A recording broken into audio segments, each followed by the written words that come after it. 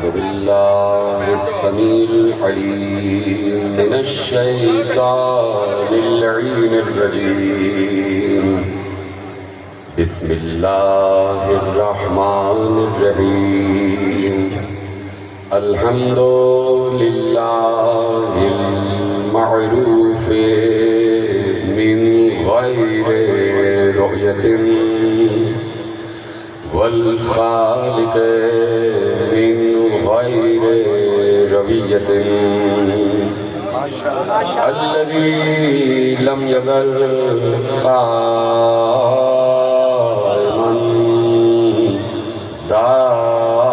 دائما إذ لا سماء ذات أبراج ولا ليل داج ولا بحر ساج ولا أرض ذات مهاد ولا خلق ذو اعتماد والصلاة والسلام والتحية والإكرام على نبي الرحمة وخازن المغفرة وقائد الخير والبركة ومنقذ العباد من الهلكة سيدنا ومولانا أبي القاسم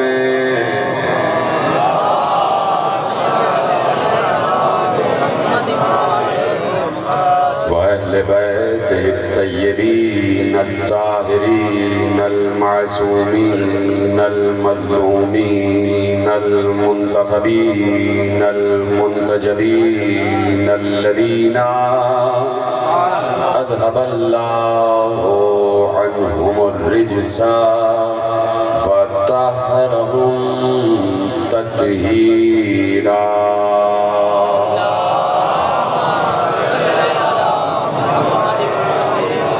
أما بعد فقد قال الله سبحانه وتعالى في محكم كتابه المجيد وفرقانه الحميد وقوله الحق بسم الله الرحمن الرحيم سبحان الذي أسرى بعبده ليلا من المسجد الحرام إلى المسجد الأقصى صلوات پڑھیں محمد و آل محمد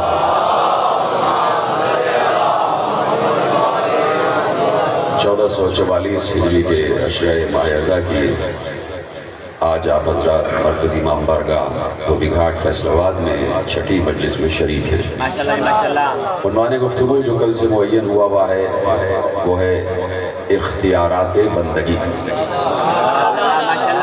یہاں جتنے بھی افراد بیٹھے ہیں سب کو یہ دعویٰ ہے کہ سب اللہ کے بندے ہیں اور چاہتے ہیں کہ ہم سب اللہ کے بندے بنے اس وقت پوری کائنات میں جہاں جہاں سجدہ گزار آباد ہیں سب کا دعویٰ ہے کہ ہم اللہ کے بندے ہیں سب کہتے ہیں کہ ہم بندگان خدا ہیں اس وقت 1 ارب 30 کروڑ یا 40 کروڑ سے زیادہ مسلمان اس روئے ارض پر آباد ہیں اور سب کہتے ہیں کہ ہم بندے ہیں بات یہ ہے کہ آپ کیا کہہ رہے ہیں یہ اہمیت نہیں رکھتا اللہ کیا کہہ رہا ہے یہ اہمیت رکھتا ہے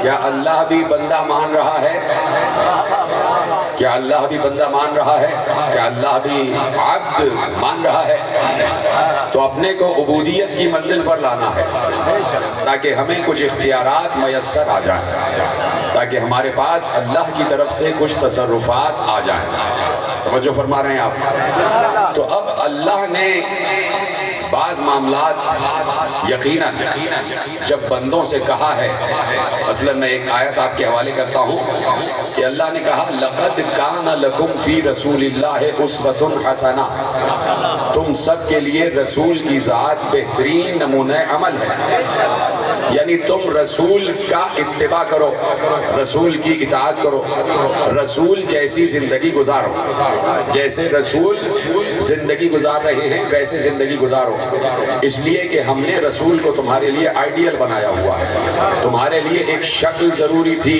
تمہارے لیے ایک مثال ضروری تھی، تمہارے لیے ایک تصور ضروری تھا، تمہارے لیے ایک نقش ضروری تھا، تمہارے لیے ایک عکس ضروری تھا، تمہارے لیے ایک نظیر ضروری تھی، تمہارے لیے ایک مثال ضروری تھی کہ مثلا ہم حکم دیتے ہیں اور حکم کی تشریح ہمارا رسول کرتا ہے۔ میں سمجھانے کے لیے بات کروں کہ اللہ نے کہا اقیموا الصلاۃ، نماز پڑھو، یہ بندوں کے لیے حکم ہے نماز پڑھو، اگر رسول نہ بتاتے کیسے پڑھو تو کسی کو کیا معلوم ہوتا کہ کیسے پڑھی جائے؟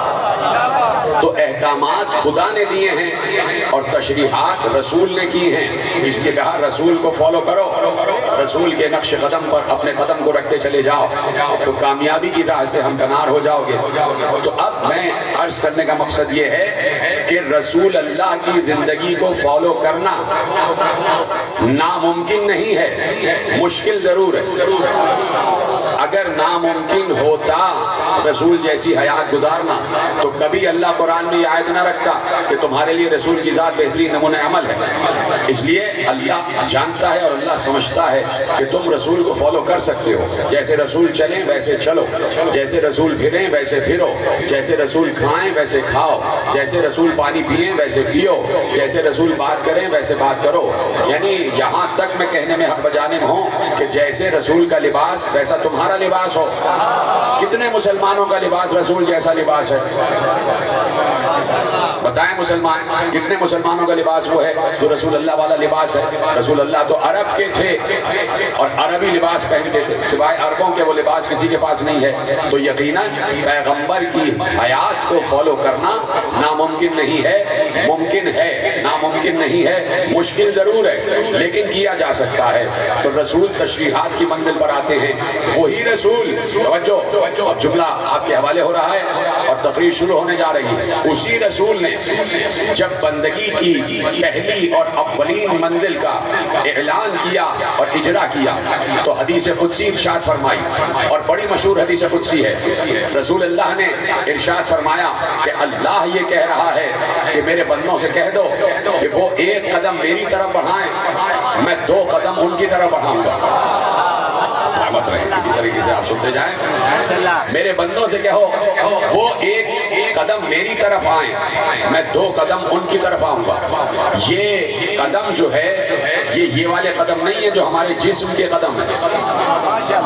یہ میڈیا ٹیم کے آدمی ہیں، میری میڈیا ٹیم کے آدمی ہیں، ان کو بھی 5-7 منٹ کے لیے کھڑے رہنے دیجئے، آپ میری طرف متوجہ ہو جائیے۔ صلوات پڑھیں محمد و آل محمد۔ پڑھائی جائے بات آگے، دیکھ رہے ہیں مجھے؟ میری طرف دیکھیں، بات میں کر رہا ہوں، بہت اہم ترین گفتگو آپ کے حوالے کر رہا ہوں اور یہیں سے گفتگو کا آغاز ہو رہا ہے آج کی حد تک۔ اللہ کہہ رہا ہے کہ تم وہاں سے 1 قدم میری جانب آؤ، میں یہاں سے 2 قدم تمہاری طرف آؤں گا۔ یہ قدم یہ والے قدم نہیں ہیں کہ کہیں اللہ بیٹھا ہوا ہے اور ہم اس کی طرف جا رہے ہیں۔ سلامت رہیں، آخری آدمی تک میرا ساتھ دیتے جائیں، آگے پیچھے یہ تمام افراد جو پیچھے بیٹھے میں ان کو زیادہ دیکھ نہیں پاتا لیکن وہ میرا ساتھ دیتے چلیں۔ جب میں ہاتھ ایسے کروں تو اس کا مطلب میں پیچھے والوں سے مخاطب ہو رہا ہوں، یہ سب میرے ساتھ ہیں، گفتگو آگے بڑھاؤں۔ کہا کہ تم 1 قدم میری جانب بڑھاؤ، میں 2 قدم تمہاری جانب بڑھاؤں گا۔ یہ والے قدم نہیں ہے جہاں میں نے عرض کیا کہ کہیں اللہ بیٹھا ہوا ہے اور ہم اس کے قریب چلے جائیں، ہم اس کے قریب چلے جائیں، ایسے قدم نہیں ہے۔ یہ قدم ہے معرفت کے قدم، یہ قدم ہے قرب حاصل کرنے والے قدم، یہ قدم ہے روحانی قدم، یہ قدم ہے نورانی قدم، یہ قدم ہے قلوب کے قدم، یہ قدم ہے اطمینان کے قدم، یہ قدم ہے یقین کے قدم، یہ قدم ہے سچ کے قدم، یہ قدم ہے صداقت کے قدم۔ کہا کہ تم ان چیزوں کو لے کر مجھے سمجھنے کی کوشش کرو، میرے قریب آ جاؤ، میرے قریب آ جاؤ، تو ادھر سے ادھر سے تم بڑھو گے۔ اے میرے بندے میں تجھ پر اتنا شفیق ہوں کہ ادھر سے میں بڑھوں گا، یعنی تو میرے قریب آئے گا روحانی اور نورانی طور پر، میں یہاں سے تیرے قریب آتا جاؤں گا۔ یہ قریب آنے کا مطلب کیا ہے؟ اللہ کہتا ہے کہ میں تمہارے لیے اپنی معرفت کے حجاب ہٹاتا جاؤں گا۔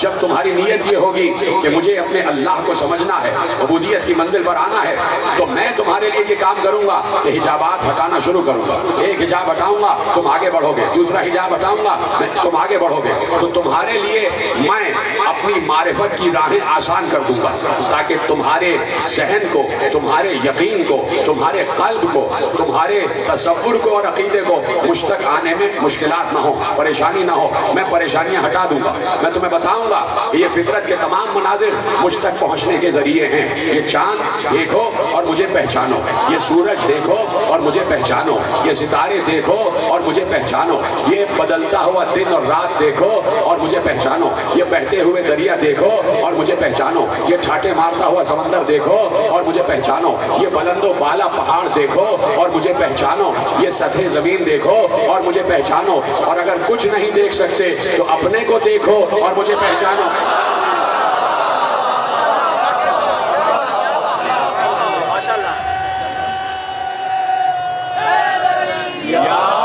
سلامت رہے۔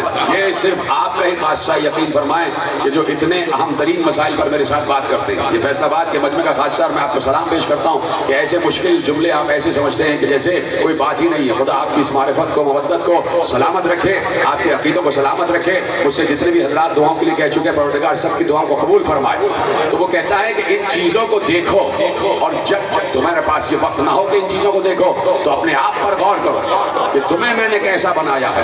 اسی لیے علی نے کہا تھا من عرف نفسہ فقد عرف ربہ۔ سلامت رہے۔ جس نے اپنے آپ کو پہچانا اس نے اپنے رب کو پہچانا۔ تو میں عالم اسلام کی خدمت میں ایک جملہ عرض کرنا چاہتا ہوں کہ کیا چاند اول مخلوق ہے؟ نہیں۔ کیا سورج اول مخلوق ہے؟ نہیں۔ کیا ستارے اول مخلوق ہیں؟ نہیں۔ کیا یہ زمین اول مخلوق ہے؟ نہیں۔ کیا یہ آسمان اول مخلوق ہے؟ نہیں۔ کیا یہ پہاڑ اول مخلوق ہے؟ نہیں۔ کیا یہ بہتے ہوئے دریا اول مخلوق ہیں؟ نہیں۔ کیا یہ چھاٹے مارتا ہوا سمندر اول مخلوق ہے؟ نہیں۔ کیا یہ سطح زمین اول مخلوق ہے؟ نہیں۔ کیا یہ خود انسان اول مخلوق ہے؟ نہیں۔ تو اول مخلوق کون ہے؟ تو اس اول مخلوق کو پہچانو کہ جو اللہ کو اس وقت بھی پہچان رہا تھا کہ نہ جب چاند تھا، نہ سورج تھا، نہ ستارے تھے۔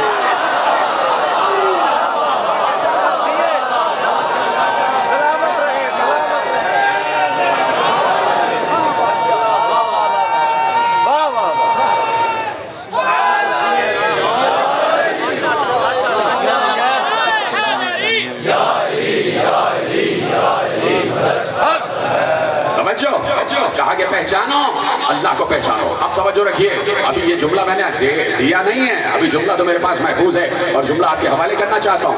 اللہ کہہ رہا ہے معرفت کا سفر اختیار کرو، معرفت کا سفر اختیار کرو، میری جانب آؤ، میں 2 قدم تمہاری جانب آؤں، یعنی کام تم شروع کرو۔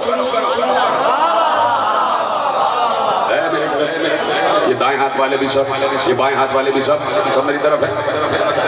میں اس حسینی مجمع میں بیٹھے ہوئے کسی کو بائیں والا کہتا ہی نہیں، یہ بائیں والے بھی دائیں والے ہی ہیں، سب کے سب دائیں ہاتھ والے ہیں، اس لیے کہ ان سب کا نامہ اعمال ان کے سیدھے ہاتھ میں ہوگا۔ جو دنیا میں سیدھے ہیں، حسینی ہیں، ان کا نامہ اعمال آخرت میں سیدھے ہاتھ میں ہوگا۔ جو حسینی نہیں ہے، ٹیڑھے ہیں، ان کا نامہ اعمال بائیں ہاتھ میں ہوگا۔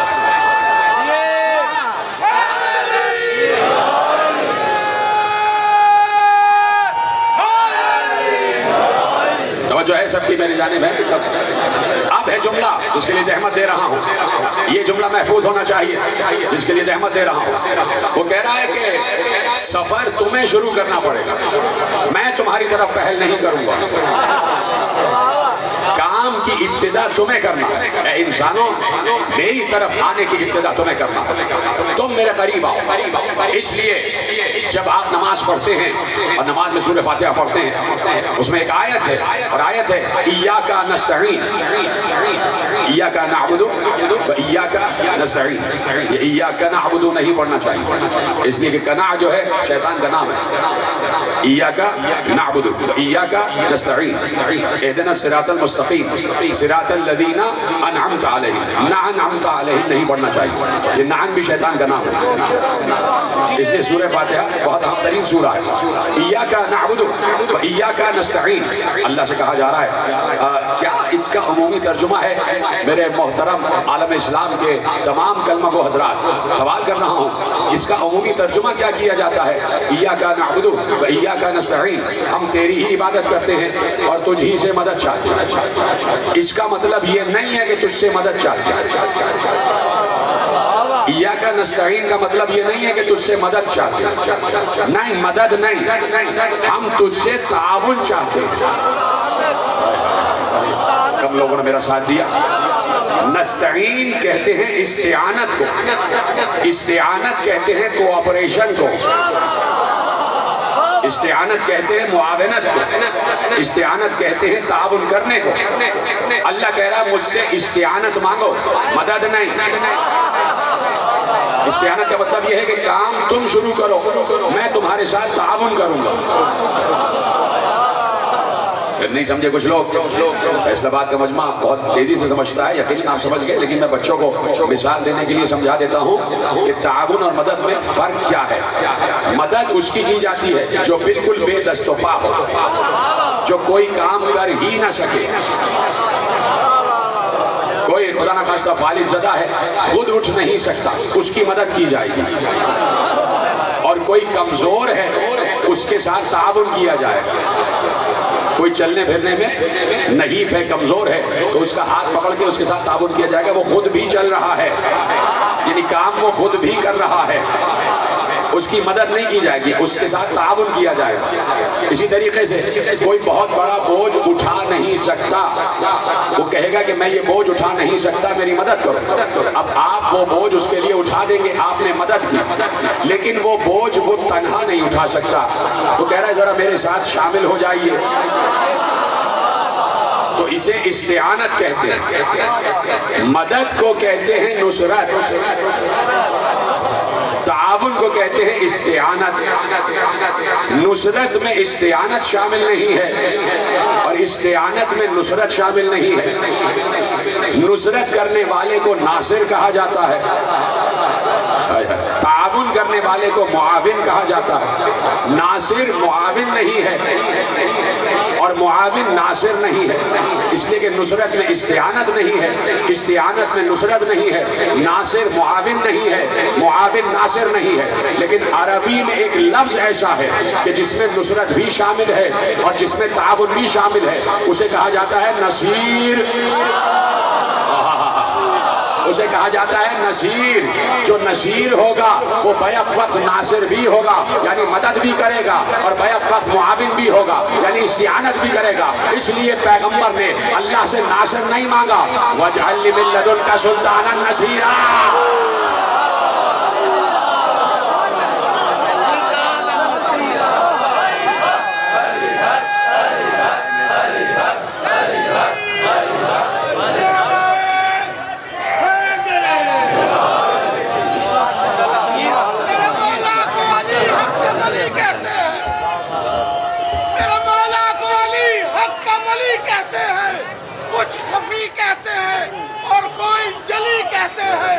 جس کو اللہ کی مدد کہتے ہیں، بھائی سن لے، اپنے مفہوم میں ہم اس کو علی کہتے ہیں۔ ارشاد فرمایا وَاجْعَلْ لِي مِن لَّدُنْكَ سُلْطَانًا نَصِيرًا، پروردگار مجھے نصیر چاہیے جو میرا ناصر بھی ہو اور میرا معاون بھی ہو۔ بات یہاں تک پہنچ گئی؟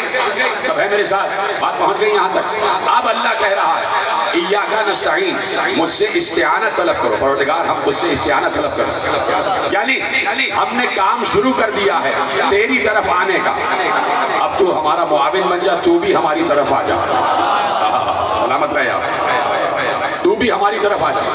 اب تصور کرو.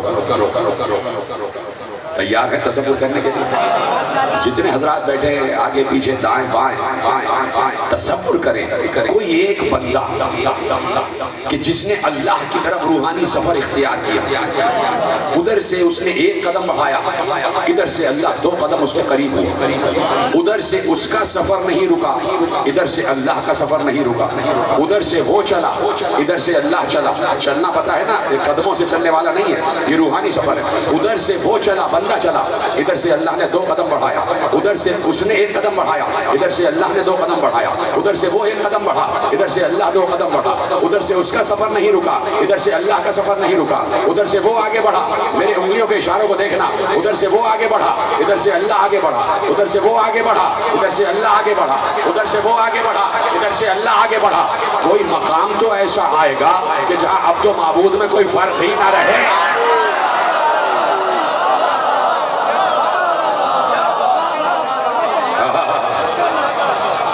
اپنی طرف سے جملہ نہیں کہا ہے. ادھر سے بندے کا سفر نہ رکے، ادھر سے اللہ کا سفر نہیں رکے گا. کوئی منزل ایسی آ جائے گی جہاں اب تو معبود گھل مل جائیں گے. اسی عبد کے لیے پیغمبر نے ارشاد فرمایا. پیغمبر سے پوچھا گیا یا رسول اللہ، صالح کشفی ترمذی سنی الحنفی مناقب مرتضوی میں جملہ لکھ رہے ہیں، سنی عالم کا جملہ ہے جو حوالے کر رہا ہوں. یا رسول اللہ، علی کتنا قریب ہے خدا کے، علی کتنا قریب ہے خدا کے. کیا سن رہے ہیں؟ علی کتنا قریب ہے خدا کے. پیغمبر نے کہا کیا بتاؤں کتنا قریب ہے خدا کے؟ انہو ممسوس فی ذات اللہ، علی ذات خدا میں گھل مل چکا ہے.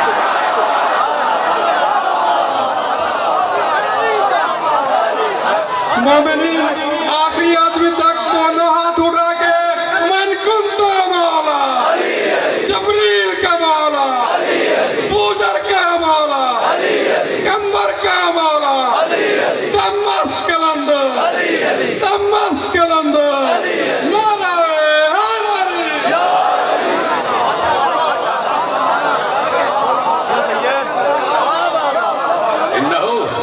ممسوس فی ذات اللہ. صلوات پڑھیں برادر بلند محمد و آل محمد.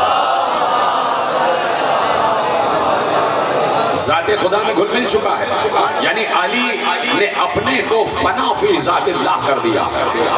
علی یہ بھول گیا ہے، پہنچ جائے، علی یہ بھول گیا ہے کہ یہ علی کون ہے. علی کو یہ یاد ہے کہ وہ علی کون ہے.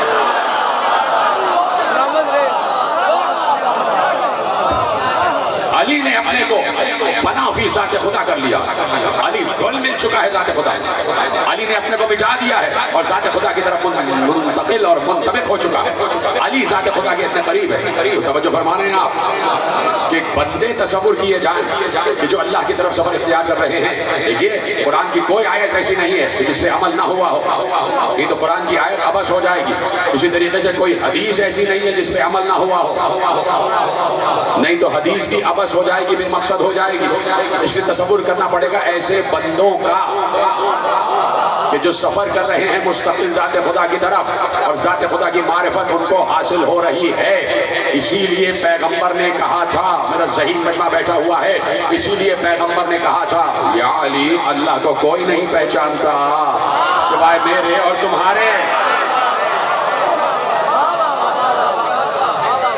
اللہ کو کوئی نہیں پہچانتا سوائے میرے اور تمہارے. یعنی بندگان خدا ہیں جو قرب خدا کی منزل پر آ جاتے ہیں. پھر جملہ دے رہا ہوں، سنا ہوا جملہ ہے لیکن اس مقام پر نیا معلوم ہوگا. کچھ بندگان خدا ایسے ہیں جو اللہ کی طرف مسلسل سفر کر رہے ہیں. وہی بندے تو ہیں کہ جنہوں نے ایک بار بسط فخر کہا. سنا ہوا جملہ ہے، جھوم جانا جملہ سن کے. بسط فخر کہا نحنو مع اللہ حالات فیہا، نحنو ہوا وہوا، نحنو مع ذالک، نحنو وہوا ہوا. اللہ کے ہمارے ساتھ حالات کچھ ایسے ہیں کہ کبھی ہم وہ ہو جاتے ہیں، وہ ہم ہو جاتا ہے.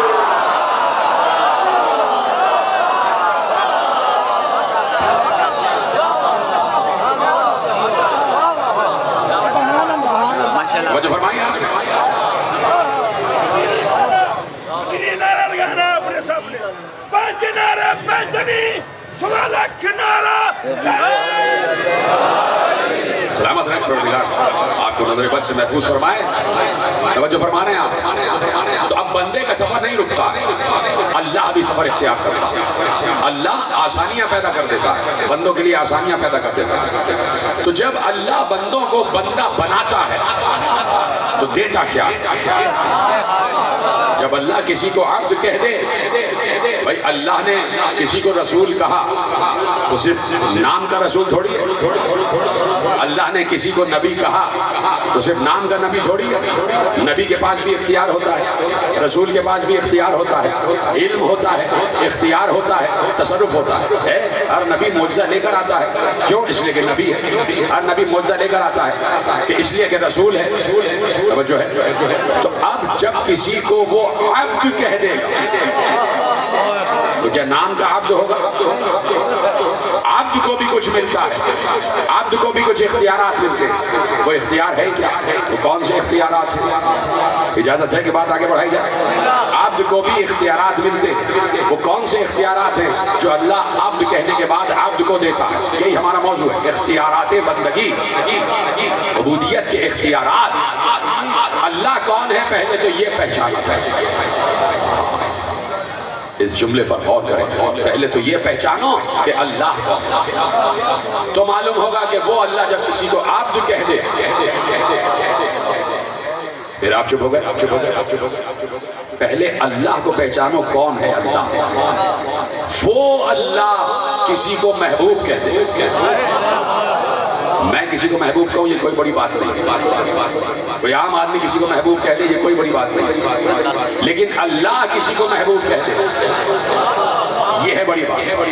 میں اپنے کو عبد کہہ دوں یہ کوئی بڑی بات نہیں. بندے اپنے کو عبد کہہ دے کوئی بڑی بات نہیں. لیکن اللہ اپنے کو عبد کہے یہ ہے بڑی بات. ٹھیک ہے. جب اللہ عبد کہہ دیتا ہے تو بندے کو کیا حاصل ہوتا ہے یہ سمجھانا چاہ رہا ہوں. تو پہلے یہ پہچانا جائے اللہ کیا ہے اور کون ہے. اللہ کہہ رہا ہے کہ میں نے پوری کائنات کو خلق کیا اور پوری کائنات کو چلانے والا میں. اس پوری کائنات کو چلانا اللہ کی ولایت کے تحت ہے. اللہ کی ولایت کے تحت. اللہ کے پاس دو ولایتیں ہیں. اللہ کی دو ولایتیں ہیں. ایک ولایت تشریعی اور ایک ولایت تکوینی. مل کے باوازِ بلند درود پڑھے محمد و آل محمد.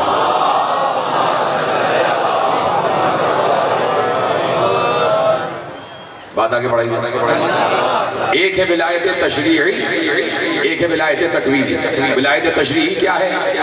یہ سورج کا روز نکلنا, یہ چاند کا سورج کے بعد آنا, یہ ستاروں کا اسی طریقے سے ٹکے رہنا, یہ زمین کا قائم رہنا, یہ زمین کا اپنے محور کے گرد گردش کرنا, یہ نظام شمسی, یہ پانی کا برسنا, یہ ہوا کا چلنا, یہ غلے کا اگنا, یہ توالد و تناسل کا سلسلہ, مسلسل لوگوں کا اس دنیا میں آنا, مسلسل لوگوں کا اس دنیا سے جانا.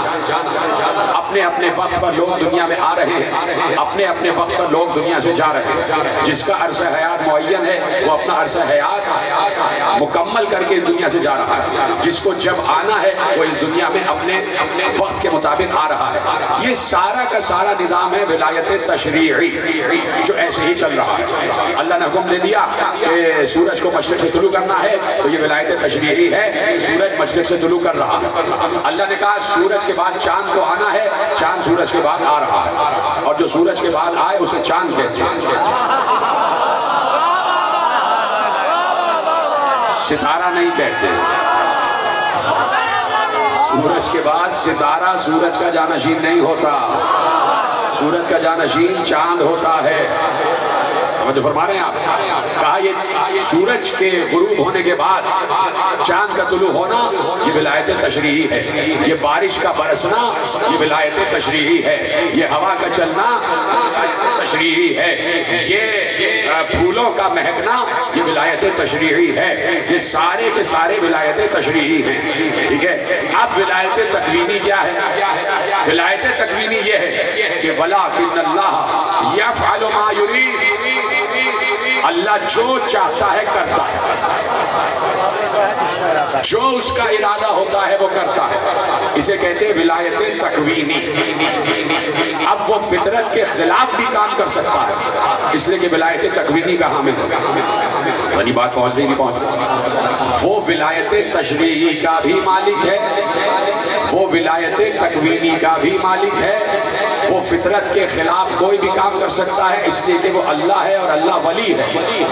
تو ولی کا اختیار چاند پر بھی ہوتا ہے, ولی کا اختیار سورج پر بھی ہوتا ہے, ولی کا اختیار ستاروں پر بھی ہوتا ہے, ولی کا اختیار زمین پر بھی ہوتا ہے, ولی کا اختیار آسمانوں پر بھی ہوتا ہے, ولی کا اختیار بادلوں پر بھی ہوتا ہے, ولی کا اختیار بارش پر بھی ہوتا ہے, ولی کا اختیار ذرات زمین پر بھی ہوتا ہے, ولی کا اختیار انسانوں پر بھی ہوتا ہے, ولی کا اختیار جنات پر بھی ہوتا ہے, ولی کا اختیار پرندوں پر بھی ہوتا ہے, ولی کا اختیار حیوانات پر بھی ہوتا ہے, ولی کا اختیار حشرات الارض پر بھی ہوتا ہے, ولی کا اختیار سمندر پر بھی ہوتا ہے, ولی کا اختیار دریاؤں پر بھی ہوتا ہے, ولی کا اختیار پہاڑوں پر بھی ہوتا ہے, ولی کا اختیار فرشتوں پر بھی ہوتا ہے, ولی کا اختیار ملائکہ پر بھی ہوتا ہے, ولی کا اختیار انبیاء پر بھی ہوتا ہے, ولی کا اختیار اوصیاء پر بھی ہوتا ہے, ولی کا اختیار اولیاء پر بھی ہوتا ہے, ولی کا اختیار شہداء پر بھی ہوتا ہے, ولی کا اختیار صالحین پر بھی ہوتا ہے, ولی کا اختیار صدیقین پر بھی ہوتا ہے, ولی کا اختیار عرش پر بھی ہوتا ہے, ولی کا اختیار کرسی پر بھی ہوتا ہے, ولی کا اختیار لوح پر بھی ہوتا ہے, ولی کا اختیار قلم پر بھی ہوتا ہے,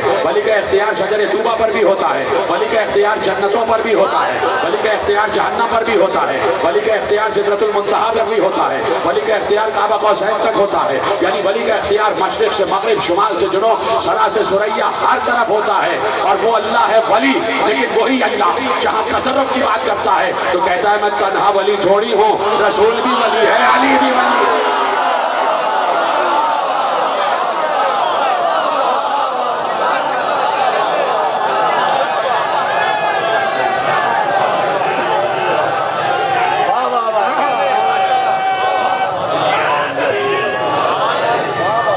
فرما رہے ہیں ولی کا اختیار, اختیارات ولی. اب اختیارات ولی کی بات ہو رہی ہے. اللہ ولی ہے تو کائنات کا خالق بھی ہے. یہ جملہ محفوظ کر لیتے ہیں لیکن آپ چونکہ ادھر ادھر دیکھنے لگ جاتے ہیں تو اس لیے آپ پریشان ہو جاتے ہیں. میں نے جملہ بہت عظیم عرض کیا. اللہ ولی ہے اس لیے اس کا پورا اختیار پوری کائنات کا, پورا اختیار پوری کائنات. میں آپ کے لیے عرض نہیں کر رہا, میں جملہ بے یقینوں کے لیے عرض کرنے جا رہا ہوں. آپ تو صاحبان یقین بیٹھے اور اتنا ذہین مجمع ہے کہ فوراً آپ پہنچ جائیں گے کہ میں کہنا کیا چاہ رہا ہوں. اللہ ولی ہے, خالق ہے. خالق کا اختیار مخلوق پر ہوتا ہے. ولایت تشریعی, ولایت تکوینی, یہ ہے اللہ اور اللہ اس کا مالک ہے. اللہ کا اختیار کہاں تک ہے؟ یفعل اللہ ما یرید, جو چاہتا ہے کرتا ہے. کیا چاہتا ہے کوئی اس سے پلٹ کے پوچھ نہیں سکتا کہ پروردگار تم نے ایسا کیوں کیا. وہ کہے گا میں خدا ہوں, میں چیزوں کا خالق ہوں, جیسے چاہوں چیزوں کو میں اختیار کروں, جیسے چاہوں چیزوں کو چلاؤں. میں ولی ہوں. تو ولی کا اختیار ہر چیز پر مکمل ہوتا ہے, مکمل اختیار ہوتا ہے. اب ہے جملہ جو آپ کے حوالے ہو رہا ہے. میں نے کہا نا کہ بے یقینوں کے لیے جملہ ہے, آپ تو صاحبان یقین بیٹھے. اللہ ولی ہے. اس نے کہا سورج مشرق سے طلوع ہوگا, سورج از ازل مشرق سے طلوع ہو رہا. اللہ ولی ہے. اس نے کہا چاند سورج کے بعد آئے گا, از ازل چاند سورج کے بعد آ رہا. اس نے کہا میں ولی ہوں, یہ ستارے یوں ہی رہیں گے جیسے میں نے کہا ہے, ستارے از ازل یوں ہی ٹکے ہوئے ہیں. ٹھیک ہے. اس نے کہا میں ولی ہوں, جس کو عورت بنایا وہ عورت ہی رہے گی, جس کو مرد بنایا وہ مرد ہی رہے گا. لیکن یہ اللہ کا اختیار ہے, چاہے تو ڈوبے ہوئے سورج کو واپس پلٹا لے, چاہے تو چاند کو دو ٹکڑے کر دے, چاہے تو ستارے کو زمین پر بلا لے, چاہے تو مرد کو عورت, عورت کو مرد کر دے.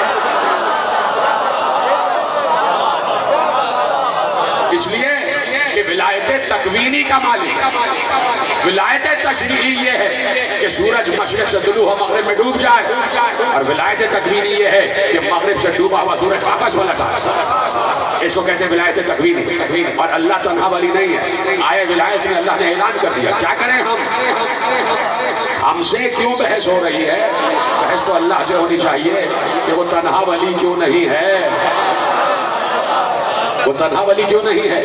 اس نے اپنے پاس ولایت رکھی، رسول کو ولایت دی اور علی کو ولایت عطا کی اور کہا یہ ہے ولایت تشریعی و تکوینی کے مالک، ولایت تشریعی و تکوینی کے مالک، جیسے چاہیں چیزوں کو اختیار کریں، جیسے چاہیں چیزوں پر تصرف کریں، ان کا اختیار کیوں؟ اس لیے کہ جہاں تک میرا اختیار ہے، توجہ بہت اہم جملے کو محفوظ کیجیے، اس لیے کہ جہاں تک میرا اختیار ہے وہاں تک ولایت کا اختیار ہے۔ کیوں نہیں لوگ سمجھتے ولایت؟ جب ولایت کا نام لیا جاتا ہے لوگ پریشان ہو جاتے ہیں۔ یہ لفظ ولایت ولی سے، اور ولی کا لفظ قرآن، تو گویا لفظ ولایت قرآنی لفظ ہے۔ قرآنی لفظ سے کسے پریشانی ہوگی؟ جو غیر قرآنی ہوگا، جسے قرآن سمجھ میں نہیں آتا ہو، تو اللہ کی ولایت سے، اور اس ولایت کے تحت پوری کائنات سفر کر رہی ہے۔ جیسے چاہے چیزوں کو استعمال کرے، جیسے چاہے چیزوں میں تبدیلی لے آئے، یہ ولایت کا اختیار ہوتا ہے۔ ولایت تک پہنچنے کے لیے وہ عبد بننا پڑتا ہے جیسا عبد اللہ چاہتا ہے۔ یہ جملہ سلوگن بنا، ولایت تک پہنچنے کے لیے ایسا عبد بننا پڑتا ہے جیسا عبد اللہ چاہتا ہے۔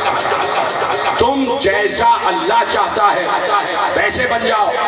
یہ بھی تو حدیث قدسی ہے، اے بندے جیسا میں چاہتا ہوں ویسا تو بن جا۔ میں وعدہ کرتا ہوں جیسا تو چاہتا ہے ویسا میں بن جاؤں گا۔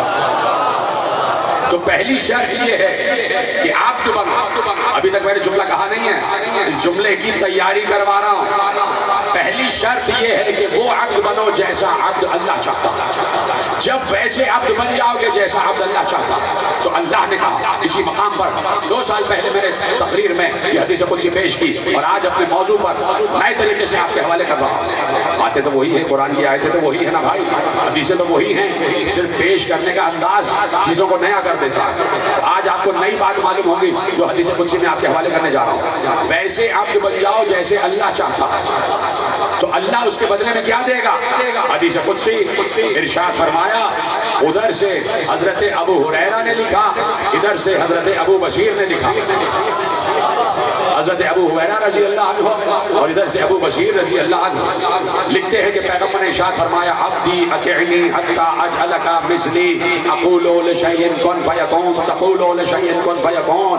اللہ ارشاد فرماتا ہے، اے میرے بندے تو میری ایسی اطاعت کر جیسے میں چاہتا ہوں۔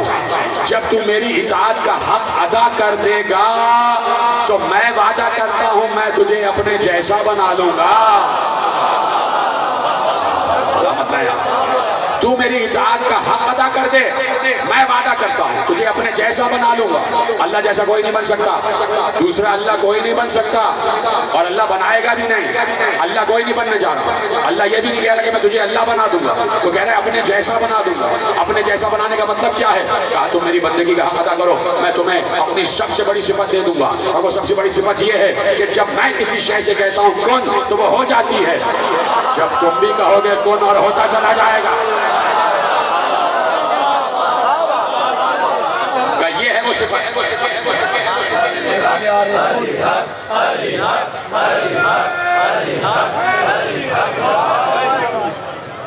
توجہ ہے، یہ ہے میری سب سے بڑی صفت کہ میں کون کہتا ہوں ہر شے ہو جاتی ہے۔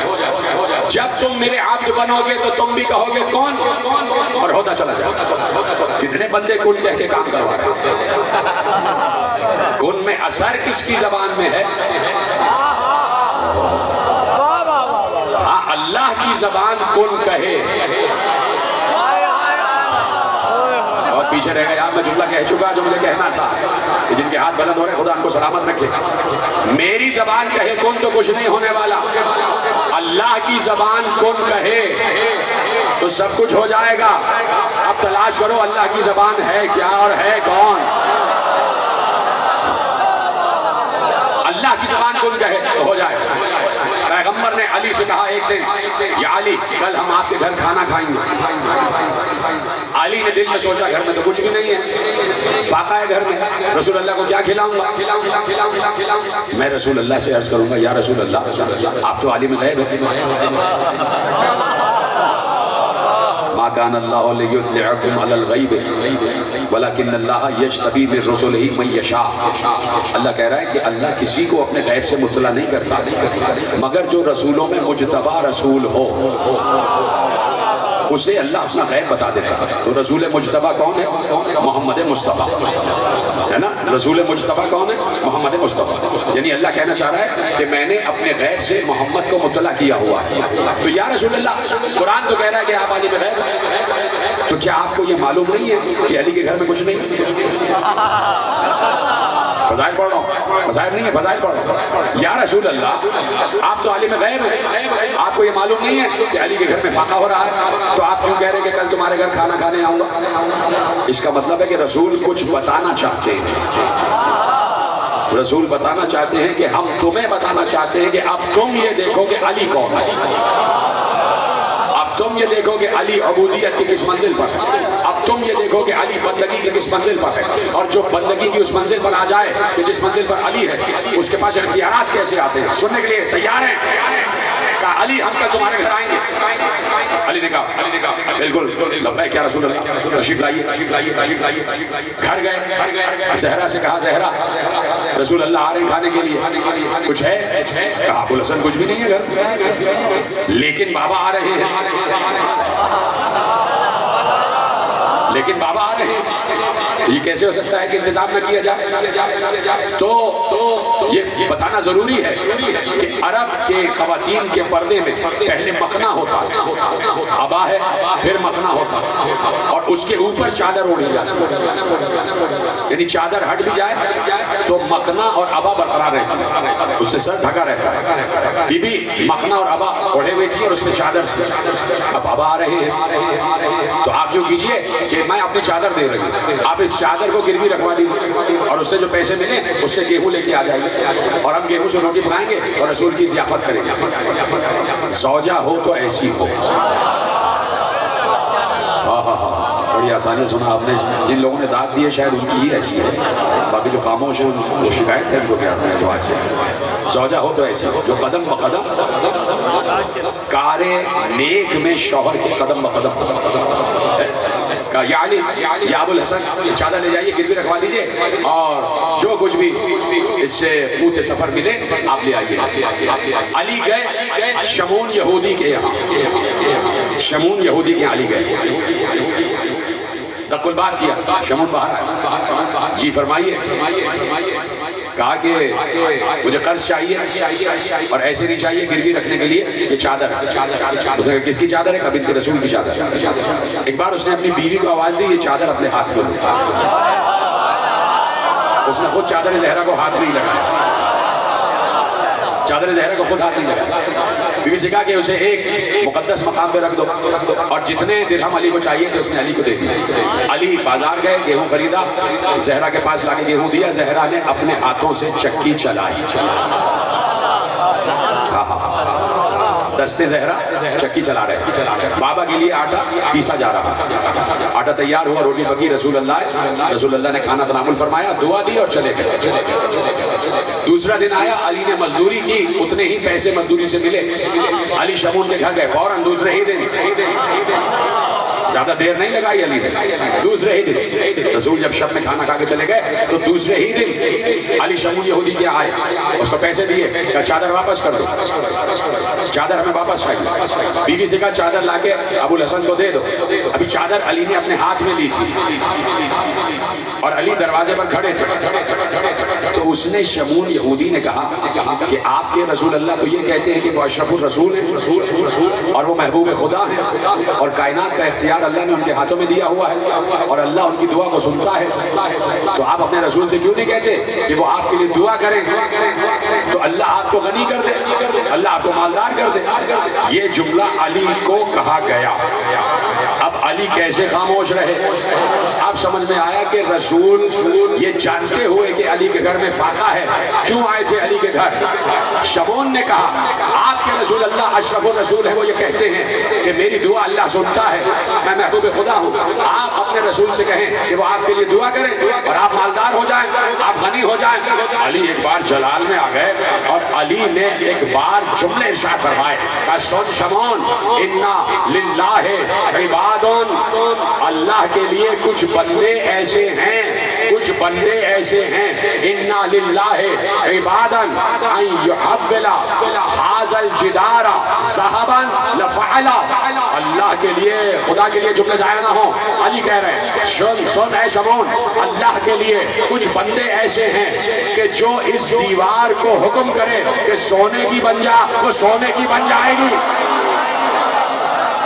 جملہ سنو، خدا کی قسم روایت نے لکھا کہ علی نے کہا تھا اگر وہ بندے اگر دیوار سے کہیں کہ سونے کی بن جا، وہ سونے کی بن جائے گی۔ علی نے کہا تھا اگر، لیکن دیوار سونے کی بن چکی تھی۔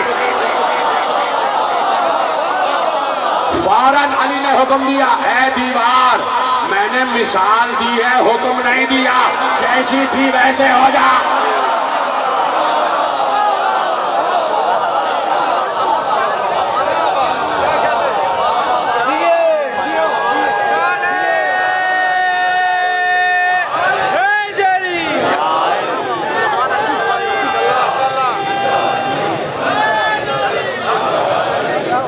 اللہ کے لیے کچھ بندے ایسے ہیں تو علی کو اپنی عبودیت پر ناز، علی کو اپنی بندگی پر ناز۔ اس گھر کا ہر بشر بندہ ہے۔ میں یہ جملہ کہہ کے جھوم گیا، اس گھر کا ہر بشر عبد کی منزل پر، چاہے وہ بڑا علی ہو چاہے وہ چھوٹا علی ہو، چاہے وہ علی ابن ابی طالب ہو چاہے وہ علی اصغر ہو۔ یہاں کا ہر بشر اللہ کا عبد، اللہ کا بندہ، اور اس کے پاس اللہ کی طرف سے دیے ہوئے اختیارات۔ میں یقین سے کہتا ہوں کہ علی اصغر کے پاس بھی اختیارات ہیں۔ آج بھی علی اصغر مختار ہے، آج بھی میرے دل سے نکل رہے ہیں جملے، میں نے اپنے کو ضبط کیا ہوا ہے۔ آج بھی علی اصغر بندہ ہے خدا کا، چاہے 6 مہینے کا کیوں نہ ہو، لیکن علی اصغر کے پاس اختیارات ہیں۔ علی اصغر کے پاس جھولے کا اختیار ہے، اور علی اصغر کے پاس اختیار یہ ہے، بیٹھا ہوا میرے سامنے مخلوط مجمع، بس پردہ میری مائیں بہنیں بیٹھی ہوئی ہیں، اہل سنت، میرے محترم برادران اہل سنت، خدا ان کو بھی سلامت رکھے، سب بیٹھے ہوئے ہیں، اہل تشیع بھی بیٹھے ہوئے ہیں۔ اولاد کسی کی نہیں ہو رہی، ابھی جھولا برآمد ہوگا، ابھی جھولا برآمد ہوگا۔ جھولے کو پکڑ کے منت ماننا، اگر کہیں سے چھوٹا سا کرتا میسر آ جائے تو یہ منت مان لینا کہ میں کرتا علی اصغر کی نظر کروں، سال نہیں گزرے گا کہ اولاد ہو جائے گی، اولاد ہو جائے گی۔ علی اصغر صرف اولاد ہی نہیں دیتا، اور کیا دیتا ہے ابھی بتاؤں گا۔ علی اصغر، چھوٹا علی، چھوٹا علی، علی اصغر نام آئے تو رونا شروع کر دیا کرو، اس لیے کہ حسین کی سب سے بڑی قربانی کا نام ہے علی اصغر۔ دنیا ہر قربانی کا جواب لا سکتی ہے، اس صغیر کی قربانی کا کوئی جواب نہیں لا سکتا۔ علی اصغر کا کیا قصور ہے کوئی بتا نہیں سکتا، اتنی محبت ہو گئی صغرا کو علی اصغر سے۔ 10 دن کے تھے علی اصغر جب حسین نے سفر کیا ہے، جب حسین نے مدینہ چھوڑا ہے، علی اصغر 10 دن کے ہیں۔ 10 دن میں بہن بھائیوں میں اتنی محبت، بہن بھائی میں اتنی محبت کہ علی اصغر صغرا ہی کی گود میں رہتے ہیں، علی اصغر صغرا کی آغوش میں رہتے ہیں۔ جھولا صغرا کے پاس، صغرا جھولا جھولاتی رہتی ہے، علی اصغر سو جاتے ہیں، علی اصغر اٹھتے ہیں، صغرا اپنے سینے سے لگا دیتے ہیں۔ علی اصغر کو بھی عادت ہو گئی بہن صغرا کو دیکھنے کی، دونوں بہن بھائی ایک دوسرے سے بہت قریب، بہت قریب۔ کیسے برداشت کیا ہوگا صغرا نے؟ ایک بار قافلہ چل 28 رجب کو حسین نے صغرا کو الوداع کہا، بی بی ام سلمہ کو الوداع کہا، بی بی ام البنین کو الوداع کہا، عبداللہ ابن جعفر طیار کو الوداع کہا، محمد حنفیہ کو الوداع کہا، بنی ہاشم کی جو خواتین رہی تھی ان کو الوداع کہا، اہل مدینہ کو الفراق کہا، اور یہ کہہ کے حسین چل پڑے۔ قافلہ ابھی کچھ دور گیا تھا، عباس قافلے کا چلایا کر رہے تھے، کبھی آگے جاتے تھے کبھی پیچھے آ جاتے تھے۔ ایک بار عباس جب پیچھے آئے تو دور سے محلہ بنی ہاشم سے عباس نے دیکھا جیسے کوئی آ رہا ہے، غور کر کے دیکھا تو عباس چونک ہے، عباس کی آنکھیں پھیل گئیں، تیزی سے گھوڑے کو دوڑاتے ہوئے اب عبداللہ حسین کے پاس آئے، ہاتھ جوڑ کر کہا آقا قافلہ روک دیجیے، کچھ دیر کے لیے قافلہ رکے گا، آگے نہیں بڑھے گا۔ عباس کیا بات ہے؟ کہا ذرا پیچھے مڑ کے دیکھیے، صغرا نانی کا ہاتھ پکڑے ہوئے آ رہی ہے۔ ہاں یہی حق ہے رونے کا. آپ کی آوازیں گریا بلند ہو جائے. تم یقین مانو میں اپنے کو ضبط کرتا ہوں. میں تمہاری جگہ بیٹھا ہوتا تو پیٹ پیٹ کے رو رہا ہوں. اسی لیے مزین کو بھی آ کے سنتا ہوں کہ مجھے خود رونا بہت اچھا لگتا ہے. جب مصائب حسین سنتا ہوں, جب مصائب کربلا سنتا ہوں, تو تم بھی دل لگا کے سنا کرو مصائب. اس لیے کہ مال مجلس مصائب ہی ہے. فضائل کی اتنی اہمیت نہیں ہے جتنی مصائب کی اہمیت. جب محرم آ جائے تو مصائب زیادہ اہمیت اختیار کر جاتے ہیں. اس لیے اختیار کر جاتے ہیں کہ ایک ماں آتی ہے دیکھنے کے لیے کون ہے جو میرے لال پر گریہ کر رہا ہے, اور اس ماں کے ہاتھ میں ایک خشک رومال ہوتا ہے. تو بس یہ دیکھ رہی ہوتی ہے کسی کی آنکھوں میں چند قطرے آنسوؤں کے جو میرے رومال کو آنسوؤں سے تر کر دے. تو بس گفتگو شروع ہے. ہماری آواز گریہ بلند ہو جائے. جیسے ہی دیکھا حسین نے پیچھے سے سغرا آ رہی ہیں, اور سغرا برقعے میں ملبوس, نقاب میں ملبوس, چادر میں ملبوس. سغرا کے ہاتھوں میں دستانے ہیں. سغرا نے ایسے ہاتھ اٹھا کر کہا مہلن مہلن یا ابی, بابا کچھ دیر رک جاؤ, بابا کچھ دیر رک جاؤ, بابا کچھ دیر رک جاؤ. حسین نے قافلے کو رکوا دیا.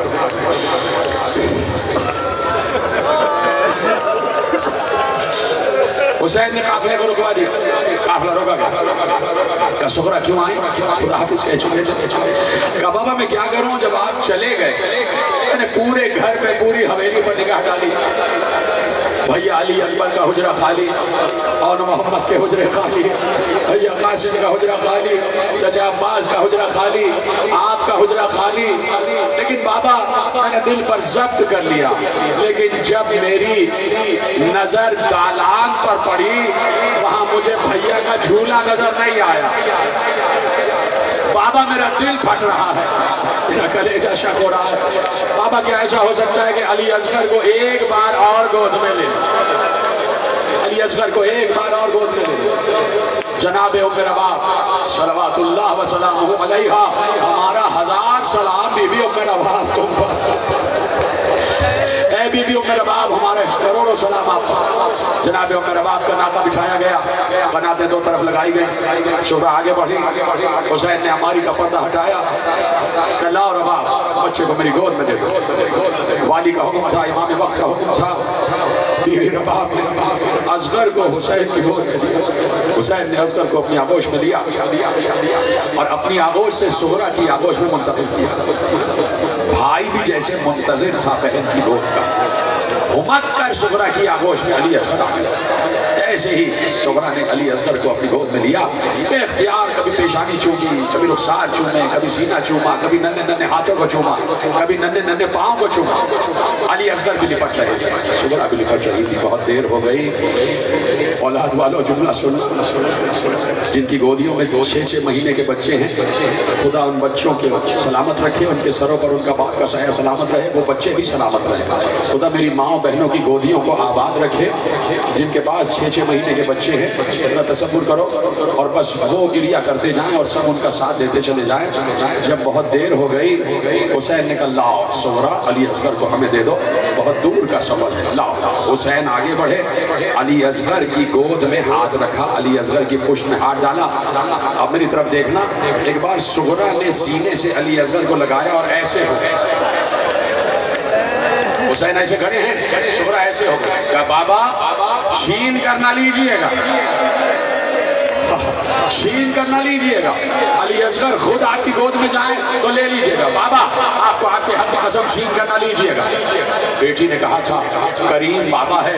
حسین پیچھے ہٹ گئے, پیچھے ہٹے, دور سے کہتے ہیں آجا میرے بیٹے, آجا میرے لال, بابا بلا رہا ہے. جانے بابا, بابا کی گود میں آجا. اے علی اصغر بابا کی گود میں آجا. اب دیکھنا, جیسے ہی حسین نے کہا علی اصغر آجا, ایک بار علی اصغر نے ایسے دیکھا اور پھر سغرا سے نپٹ گیا. بار بار جب حسین کہتے تھے آجا, علی اصغر ایسے دیکھتے تھے اور سغرا سے نپٹ جاتے تھے, ایسے دیکھتے تھے سغرا سے نپٹ جاتے تھے. بہت دیر ہو گئی تو حسین علی اصغر کے قریب آئے, ہاتھ حسین کے پیچھے ہیں. حسین نے ہاتھ نہیں لگایا علی اصغر کو. حسین علی اصغر کے قریب آئے, کان کے قریب اپنا دہن لائے, کان میں کچھ کہا.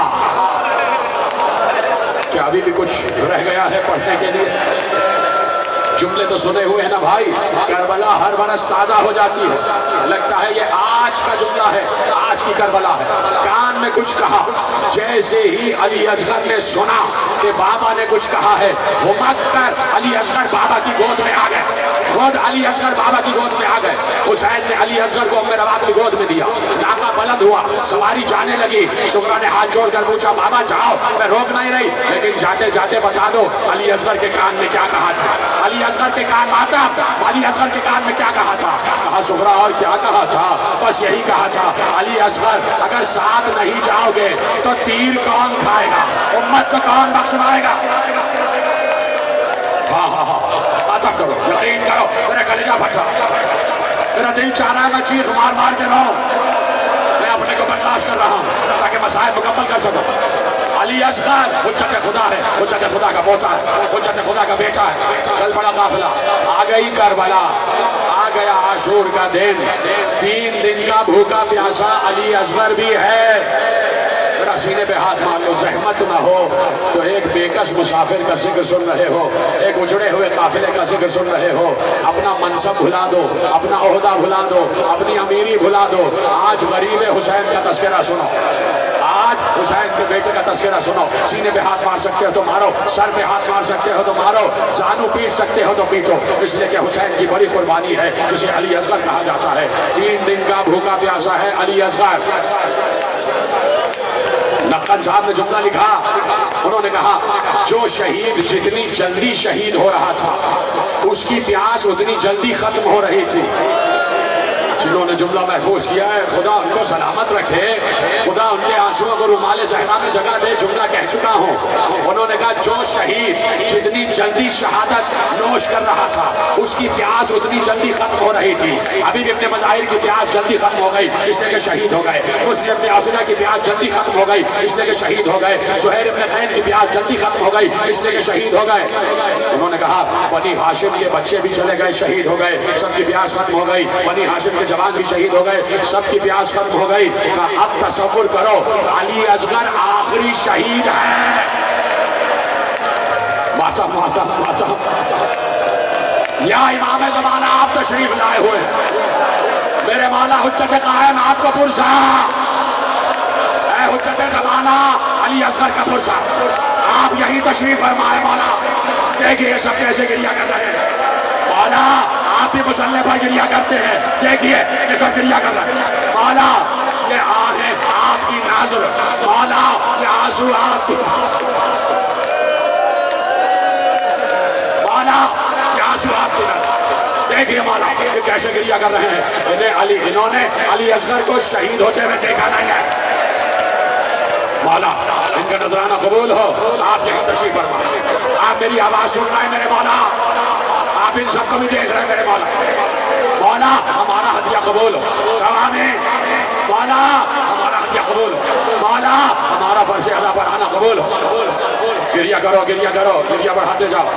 کہ علی اصغر آخری شہید ہے، علی اصغر کی پیاس بہت طویل تھی، اور حسین جو علی اصغر کے بعد شہید ہوا ہے 6 مہینے کے بچے کی پیاس سب سے طویل ہو گئی، سب سے طویل ہو گئی۔ اتنا شجاع ہے علی اصغر، اتنا برداشت کرنے والا ہے علی اصغر۔ کیا کرتے حسین، کیا کرتے حسین، خیموں میں پانی نہیں ہے، حسین رخصت آخر کو آ گئے، سب کو سلام کر کے میدان میں واپس آئے۔ حسین نے آواز دی حل من ناصر ینصرنا، حل من مغیث یغیثنا، کوئی ہے جو مجھ بےکس کی مدد کرے، کوئی ہے جو مجھ مظلوم استغاثے پر لبیک کہے۔ حسین مظلوم آواز دے رہا، کوئی ہے آج بھی حسین کی آواز پر لبیک کہنے والا ہے نا؟ ہم میں سے حسین کی آواز استغاثہ آ رہی ہے، لبیک کہو، ہاں حسین ہم ہیں، ہاں حسین ہم ہیں، حسین ہم ہیں۔ تو کیسے لبیک کہو گے؟ کہو ہائے حسین، ہائے حسین، ہائے حسین۔ آج تم 1400 برس بعد اس فرش ادا پر بیٹھ کر کہہ رہے ہو لبیک یا حسین۔ سب سے پہلے نعرہ استغاثہ پر علی اصغر نے کہا لبیک، سب سے پہلے نعرہ استغاثہ پر علی اصغر کی آواز آئی، خیمہ گاہ سے رونے کی آواز آئی، حسین کے کانوں تک بیویوں کے رونے کی آواز آئی۔ حسین سب کچھ بھول گئے، ایک بار پلٹ کے واپس آئے، خیمہ گاہ میں واپس آئے، میری طرف دیکھتے رہنا، خیمہ گاہ میں واپس آئے، بیویوں سے پوچھا رونے کا شور کیسا ہے؟ ابھی تو میں زندہ ہوں، رونے کا شور کیسا ہے؟ کہا بھیا جب تم نے نعرہ حل من بلند کیا، علی اصغر نے اپنے کو جھولے سے گرا دیا، بچہ ہمک کر جھولے سے زمین پر آ گیا۔ سنیں گے جملہ؟ کہا بھیا صرف زمین پر ہی نہیں آیا، گھٹنیوں کے بل چلتا ہوا میدان کی طرف جا رہا تھا۔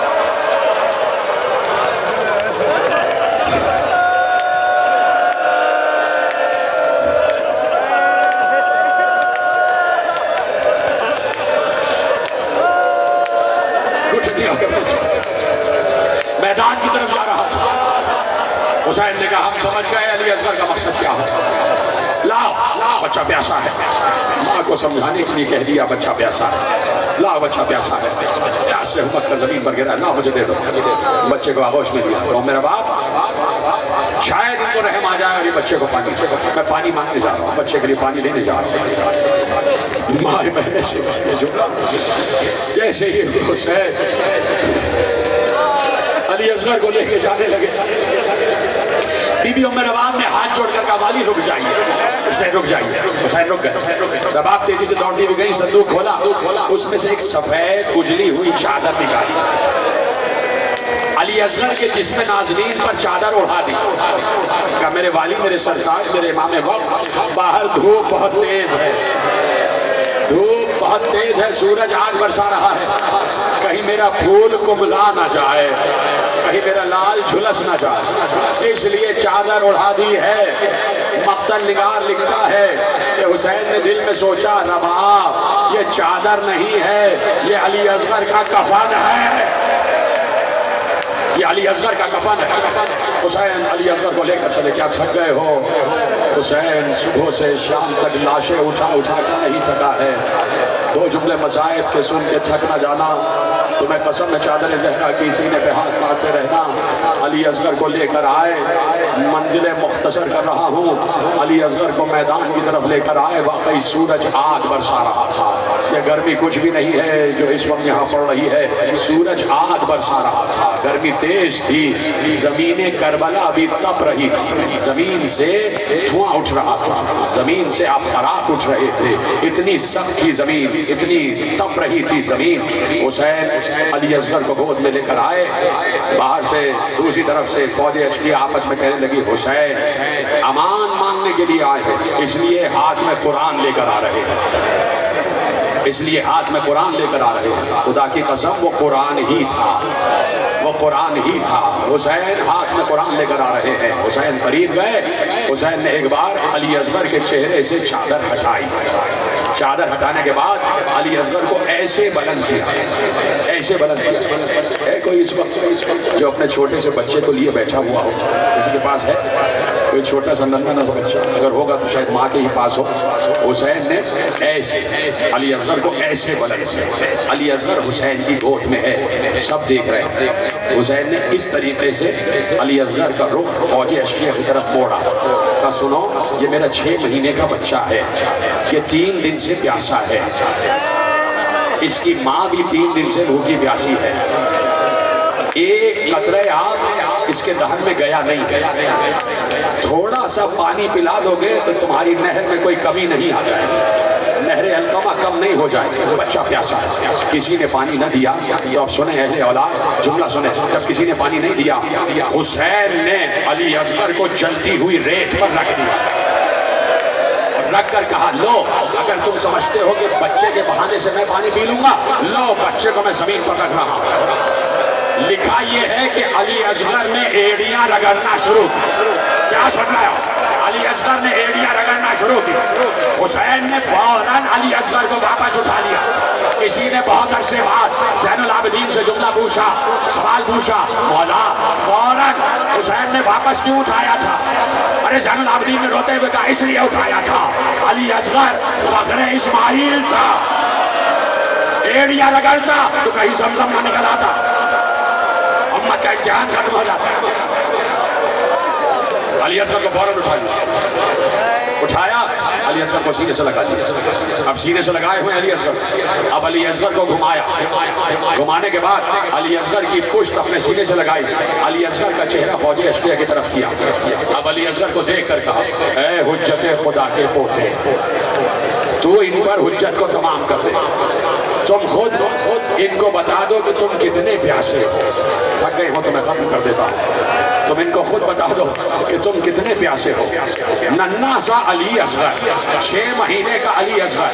علی اصغر نے اپنی زبان, اپنا دہن کھولا. ہونٹ کھلے, ہونٹ نیلے ہو چکے تھے. ہونٹ نیلے ہو چکے تھے. علی اصغر نے زبان باہر نکالی, زبان اودی ہو چکی تھی. علی اصغر نے سوکھے ہوئے ہونٹوں پر زبان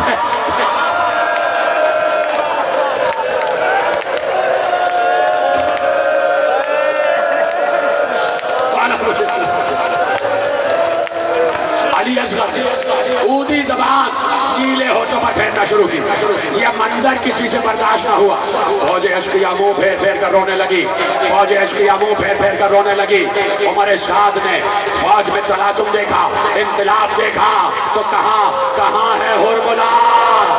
کیا سن رہے ہو؟ کہاں ہے ہرملا؟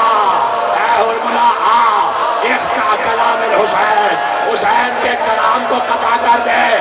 ہرملا تو زانو ہو کے زمین پر بیٹھا. بڑا ماہر تیر انداز تھا, بڑا ماہر تیر انداز تھا. جماعت الثاقبہ میں جملہ لکھا ہوا ہے, بڑا ماہر تیر انداز تھا. ہرملا نے تیر کو کمان سے جوڑا, کمان کو کھینچا. ایک بار تیر زمین پر گر گیا, دوسری بار تیر جوڑا, پھر تیر زمین پر گرا, تیسری بار تیر جوڑا, پھر زمین پر گرا. ہمارے ساتھ نے کہا تو بڑا ماہر تیر انداز ہے, تیر چل کیوں نہیں پا رہا؟ کہا میں کیا کروں, جب تیر جوڑتا ہوں میرا زاویہ بگڑ جاتا ہے. کہا کیوں؟ کہا خیمے کے دروازے پر کوئی خاتون کھڑی ہوئی ہے, وہ بار بار پردہ ہٹاتی ہے, میرا زاویہ بگڑ جاتا ہے. کہا زاویہ بدل دے. ہرملا نے زاویہ بدلا, تیر چلایا. تیر کا نشانہ حسین تھے. اور میرا باپ نے تیر آتا ہوا دیکھا, دروازے سے کہا علی اصغر, بابا سے ہوشیار. علی اصغر بلند ہوئے, آتا ہوا تیر علی اصغر کی پیشانی